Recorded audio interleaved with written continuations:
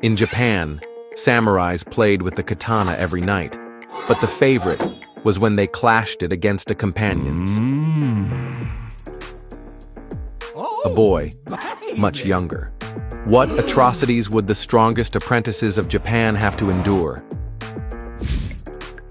Let's travel back to the Edo period, between 1603 and 1868, where samurais were much more than warriors.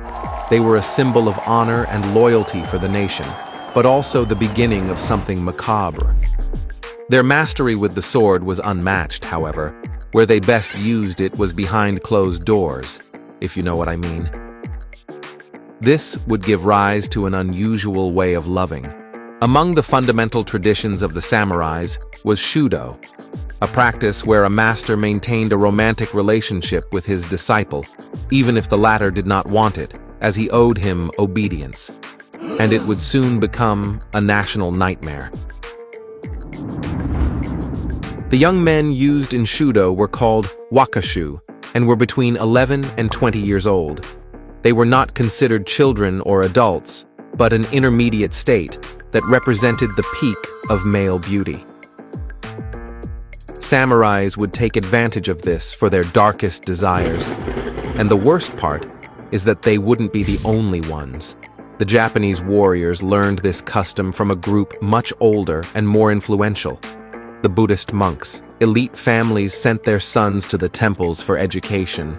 There, the entry of women was prohibited, and just approaching could cost a woman her life. This led the monks to unleash their desires upon their apprentices, many of whom would become samurais. But this practice was not limited to temples or warriors.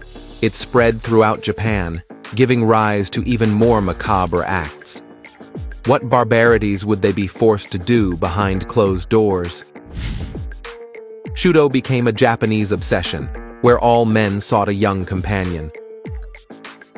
The older man presented himself as a mentor, providing protection and financial help. In return, the wakashu had to offer total obedience, respect, and full access to his body. And this love would lead them to commit an insanity that would endanger their lives. The streets were plastered with paintings of shudo relationships, like an artisanal adult page.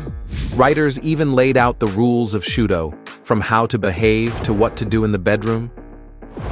Today, this dynamic would be unthinkable and could end in jail. But for the Japanese, it was highly respected. And for it, they would commit an even worse atrocity. Unfortunately, most wakashu did not enjoy what happened when the candles were blown out, as they were the most harmed during the act. But they did it out of obedience or to make their mentor happy. And if that seems crazy to you, with this, you'll be blown away. To prove their love was true, many couples performed proofs of love.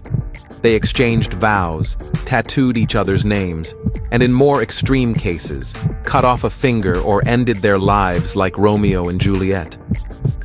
We don't know how aware the young men were in those decisions, because let's be clear, they were still boys. History is sometimes crazy, isn't it?